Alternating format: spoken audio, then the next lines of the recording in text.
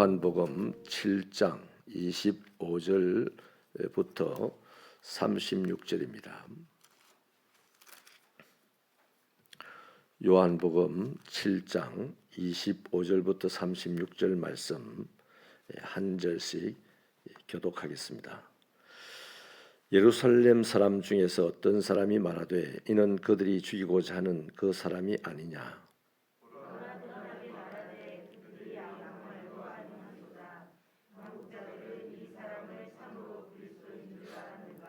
그러나 우리는 이 사람이 어디서 왔는지 아노라. 그리스도께서 오실 때에는 어디서 오시는지 아는 자가 없으리라 하는지라.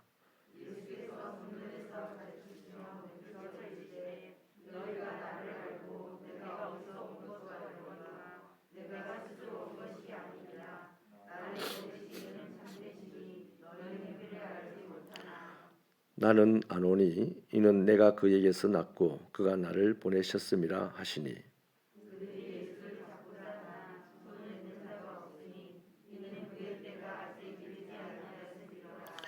무리 중에 많은 사람이 예수를 믿고 말하되 그리스도께서 오실지라도 그 행하실 표적이 이 사람이 행한 것보다 더 많으랴 하니.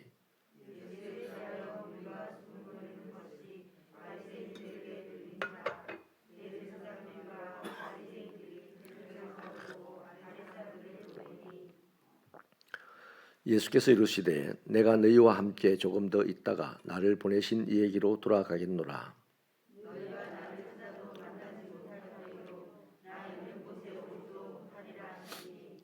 이에 유대인들이 서로 묻되 이 사람이 어디로 가기에 우리가 그를 만나지 못하리요. 헬라인 중에 흩어져 사는 자들에게로 가서 헬라인을 가르칠 터인가.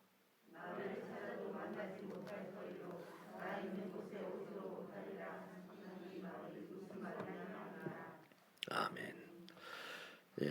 감사 예물 드립니다. 차지연 집사님, 김동현 집사님, 오수정 권사님 가정에서 황정순 집사님, 정년집 집사님, 송원실 권사님 가정에서 송윤재 장로님, 최소영 권사님 가정에서 류인호 집사님, 지미라 집사님 가정에서 드립니다.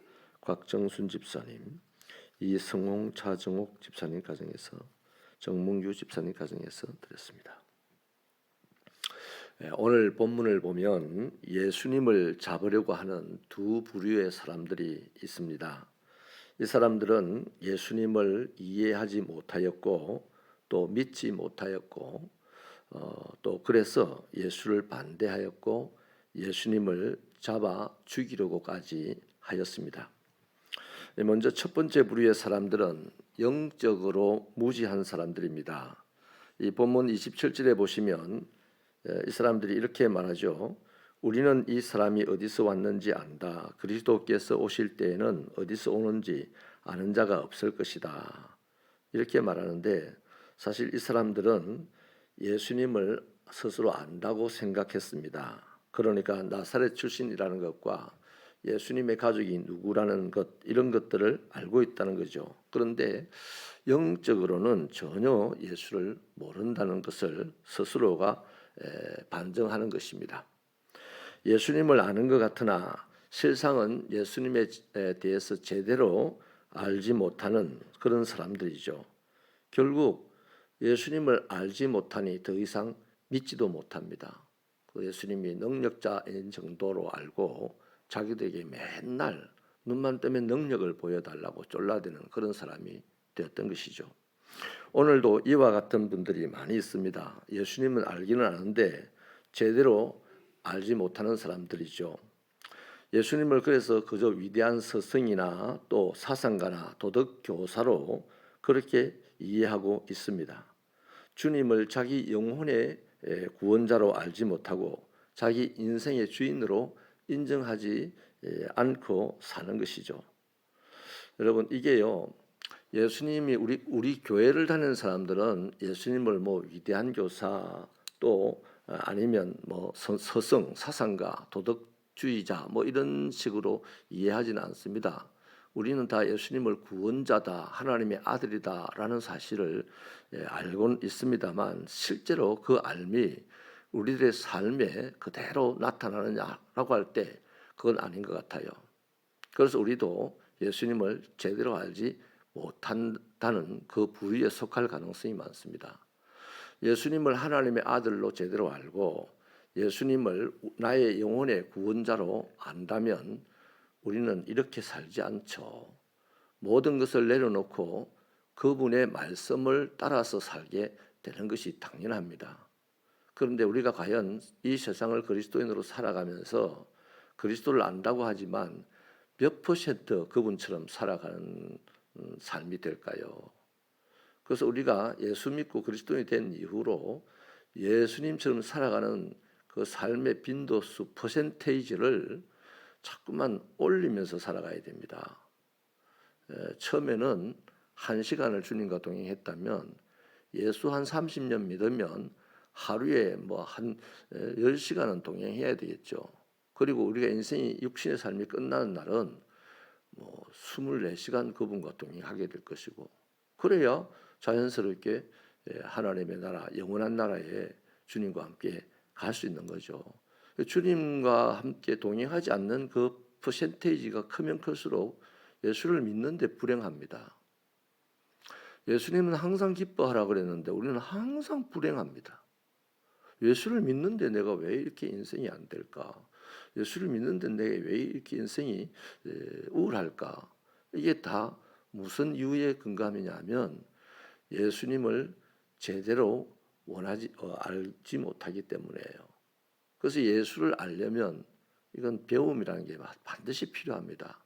훈련이라는 게 필요하고, 사람이 영이신 예수와 함께 다니는 것이 쉬운 일입니까? 절대 불가능한 일입니다. 성령이 우리를 강력하게 주장하셔야만 가능한 일인데, 그런 것들이 다 우리들의 삶의 훈련으로 또 배움으로 이렇게 해서 그런 삶이 나타나는 거죠. 그냥 나 세례 받았습니다, 나 목사 됐습니다, 내가 장로 됐습니다, 이것 가지고 그분과 자연스럽게 동행한다? 불가능한 것입니다. 그래서 사실은 예수를 믿고 예수를 안다고 하면서도 영적으로 무지한 이 부분, 달리 말하지 않습니다. 배우려고 하지 않아서 우리는 영적으로 무지한 겁니다. 그래서 이 영적으로 무지한 것 때문에 결국 예수님이 하시는 일을 반대하게 되고 교회를 어지럽게 만들게 되고 시험에 빠지게 합니다. 여러분, 저 세상 밖에 있는 사람들이 교회를 어렵게 하지 않습니다. 마귀요, 교회를 흔들 수 없어요. 음부의 권세가 흔들지 못할 것이라고 교회를 보고 땅 못 박듯이 주님이 약속을 했는데 어떻게 흔듭니까?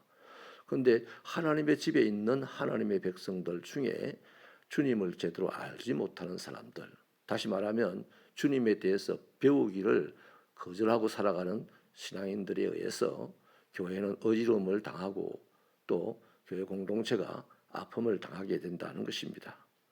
저와 여러분이 하나님의 나라를 어지럽히지 않는 하나님의 자녀들이 되기를 축원합니다. 그래서 집에서 자녀들을 키워봐도요, 자녀들이 잘 배우고 잘 자라면 집안을 평화롭게 만들고 효자 소리 듣습니다. 그런데 그 집에 분명한 자녀는 맞습니다만은 배우기를 거절하고 자기 마음대로 살다 보면 동네 사람들이 그 자식을 보고 뭐라고 합니까? 어릴 때는 철부지라고 그래요. 근데 그 자식이 성인이 되면 망난이라고 그럽니다. 그래서 그 철부지, 그 망나니 때문에 그 집안에 망조가 되는 겁니다. 옆집의 아저씨 때문에 망조가 되는 게 아니잖아요. 하나님의 집도 마찬가지입니다. 하나님의 집 안이 어지럽고 하나님의 집이 세상을 향해서 빛의 영향을 발휘하지 못한다면 밖에서 문제가 있어서가 아니고요, 그 교회 안에서 문제가 있어서 그렇다. 그래서 저와 여러분이 교회 안에 트러블 메이커가 되지 않기를 축원합니다. 또 한 무리의 사람들이 있는데 32절에 나오는 사람들입니다. 대제사장들과 바리새인들이죠. 이 사람들이 예수님을 잡으려고 한 이유가 무엇입니까? 31절의 말씀이 그 이유입니다. 무리 중에 많은 사람이 예수를 믿고 말하되 그리스도께서 오실지라도 그 행하실 표적이 이 사람이 행한 것보다 더 많겠냐라고 하죠. 그러니까 주님이 행하신 일, 곧 그 이적들로 인해서 예수님을 믿고 따르게 된 사람들이 있다는 겁니다. 그들이 하는 말을 들은 대제사장들과 바리새인들은 위기의식을 느끼게 됩니다. 그래서 예수님을 잡으려고 하였고 죽이려고 덤벼들었던 것이죠. 그러니까 백성들이 예수님을 주목하고 따르게 되자 이 제사장들과 바리새인들은 지금 그 말을 듣는 순간 예수에 대하여서 엄청난 시기와 질투에 사로잡히게 되었습니다. 그래서 예수님에 대해서 더 반대하고 또 급기야 잡아 죽이겠다 결심을 하게 된 것이죠. 교회 안에도요, 처음 새 가족이 나오면 참 환영을 합니다. 너무너무 잘 돌봐주고 영적으로 자랄 수 있도록 애를 써줍니다. 근데 그 새 가족이 어느 날 하나님의 은혜를 받고 나보다 더 열심히 하나님의 집을 섬기고 또 나보다 더 빠르게 하나님의 집의 일꾼으로 세워지면 그걸 축하해야 되는데, 근데 우리 안에 이게 감추어 두었던 시기와 질투가 솟아나서 그 사람의 하는 일을 반대하고 토를 달고 무시하고 결국 그 사람이 아픔을 당하게 되는 일들, 그래서 또 심하면 또 전체가 아픔을 당하게 되는 일들도 왕왕 발생을 하는 것이죠. 여러분, 이 대제사장들과 바리새인들은요, 자신들이 누리고 있는 권력이 있고 또 명예가 있습니다. 근데 이 권력을 가지게 되거나 명예를 가지게 되면 자꾸만 더 많이 가지고 싶어하고 더 오래 가지려고 하는 거예요. 우리 교단의 큰 교회 목사님 한 분이요, 아주 오래전에 은퇴를 해야 될 나이가 됐는데 은퇴를 못하겠다 그러는 거예요. 뭐 수십만 명 교인이 되니까 내가 목회를 좀 더 해야 되겠다, 몸도 건강하고. 그래서 교단에서 제명을 시키려고 했습니다. 총회에서 그냥 제명 청원이 올라왔어요. 그래서 이 목사님이 깜짝 놀라서 바로 그 해에 은퇴를 하셨어요. 그렇게 순수한 마음으로 그냥 40일 금식 기도를 하며 뭐 암이 들어서 그냥 다 죽어가는 형편에서도 그냥 교회를 섬기고 이렇게 해서 그 교회가 어쨌든 하나님의 은혜로 수십만 명이 모이는 교회가 되었어요.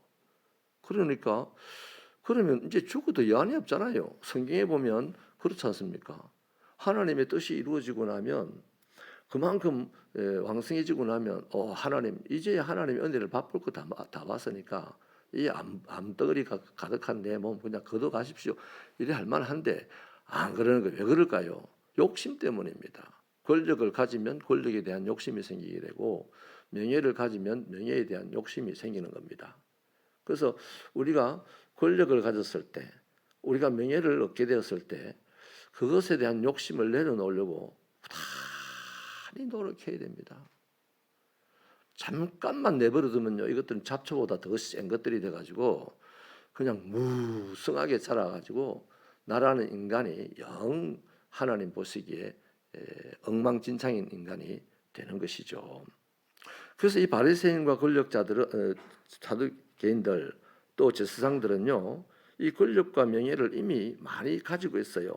그러다 보니까 이 욕심 때문에 이미 눈과 귀가 어두워져 버렸습니다. 이 권력을 지키려고, 이 명예를 지키려고 하다 보니까 권력과 명예에 대해서 거의 반대쪽에 서 있는 하나님의 말씀을 듣기가 거북한 겁니다. 그래서 하나님의 말씀을 본인이 전하면서도 자기 귀는 막고 전하는 거죠. 이런 분들 많습니다. 하여튼 포장 능력이 탁월한 거죠. 그래서 이제는 예수님이 메시아인지 메시아가 아닌지 이거에 대해서는 별로 중요한 문제가 아니었습니다. 자신들이 누리는 인기를 가로챘다는 이 이유 때문에 무조건 예수님을 죽여야 된다라고 판단이 서게 된 거죠. 오늘 우리 시대도 마찬가지입니다. 사람들이 예수님을 믿지 않는 이유가 뭐겠습니까? 또 교회 안에서 사람들이 예수님의 말씀을 들으려고 하지 않는 이유가 뭐겠어요? 자기 욕심, 자기 욕망 따라 살려고 하기 때문입니다. 하나님의 말씀도 그래서 취사선택을 잘 하죠. 내 욕심, 내 욕망을 이루는데 딱 비춰서 맞춰지면 그 말씀이 너무 은혜로운 말씀이 되고, 또 내 욕심, 내 욕망을 내려놓게 한다든지 뭐 이런 쪽의 말씀이 들리게 되면 얼른 못 들은 척 해야 되는 거죠. 그러니까 자세는 참 거룩한 자세를 갖고 있는데 이미 마음은 다른 데 가 있어요. 그 말씀을 안 들어야 자기 마음이 복잡해지지 않으니까요. 여러분, 요한복음 3장 19절의 말씀처럼 사람들은 빛보다 어두움을 더 사랑합니다. 본질적으로 그래요. 그래서 빛을 미워하고 빛으로 나오지 않는 거예요. 그런데 이 빛은 계속해서 어둠 가운데 들어갑니다. 들어가니까 이제 빛을 막아버리는 거죠. 빛을 막는 게 뭡니까? 자기 눈을 딱 가려버리고 자기 길을 막아버리는 거죠.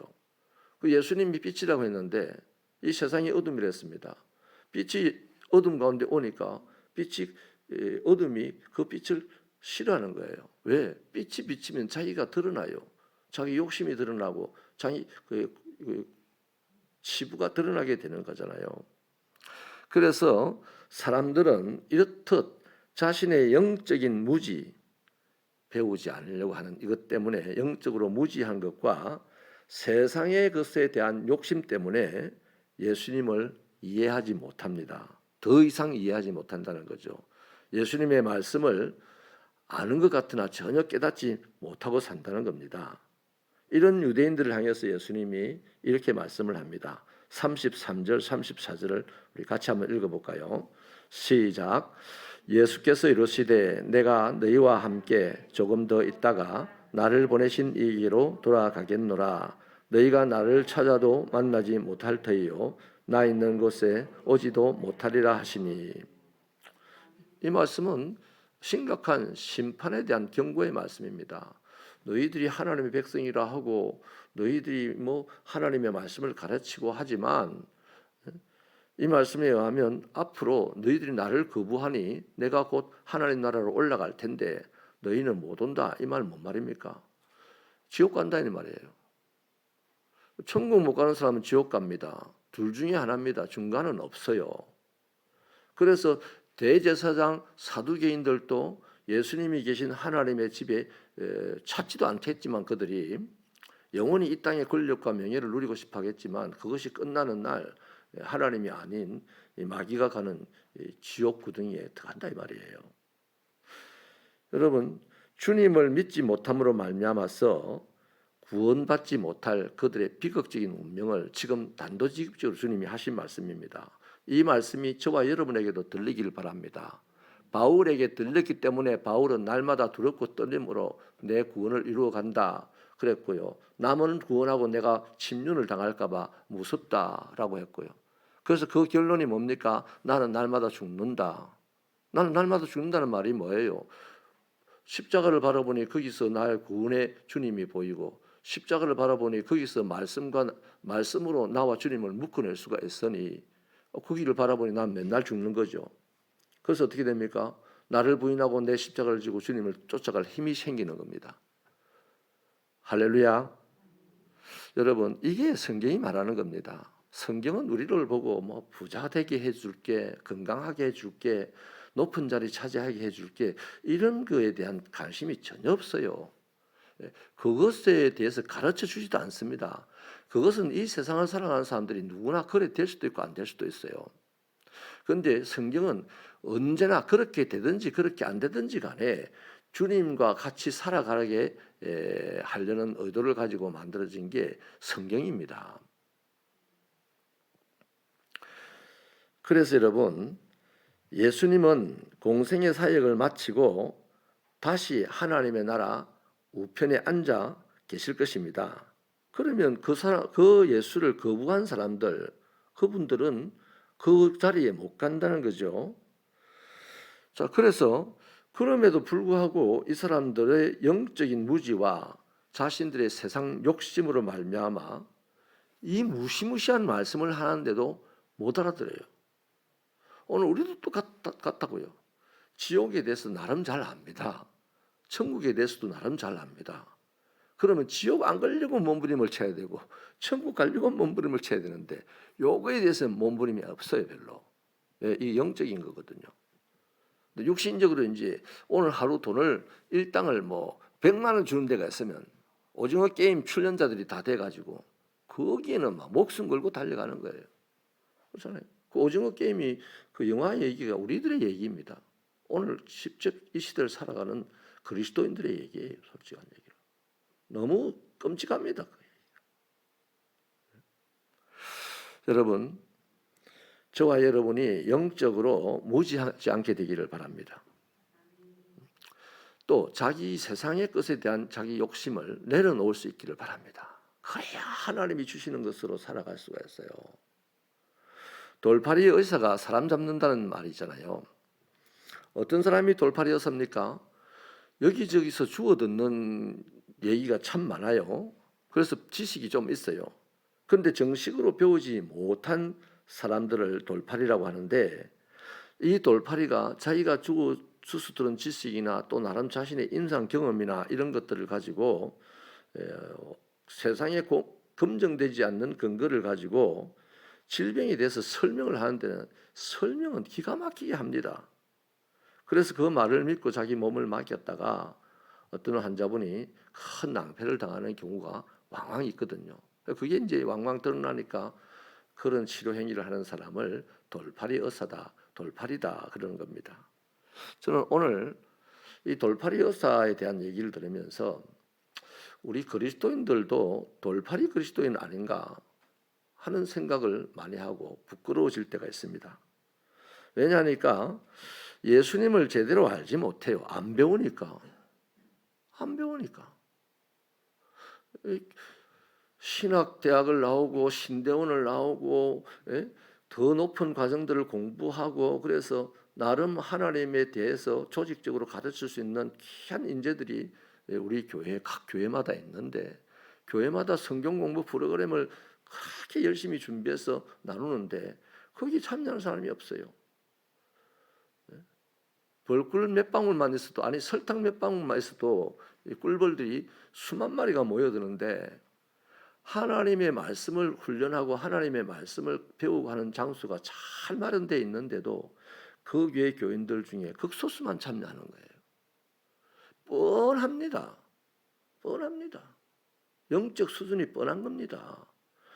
영적 무장, 영적 수준이 올라가는 것은요, 영적으로 지혜로워지는 것은 훈련받지 않고 배우지 않고는 안 됩니다. 엘리야를 보십시오. 내 말이 없으면 이 땅에 3년 동안 우레가 내리지 않을 것이다. 뭐 이런 말을 하잖아요. 지 말이 뭔데요? 하나님은 그거 빼내려고 이 엘리야를 얼마나 혹독하게 훈련시켰는지 모릅니다.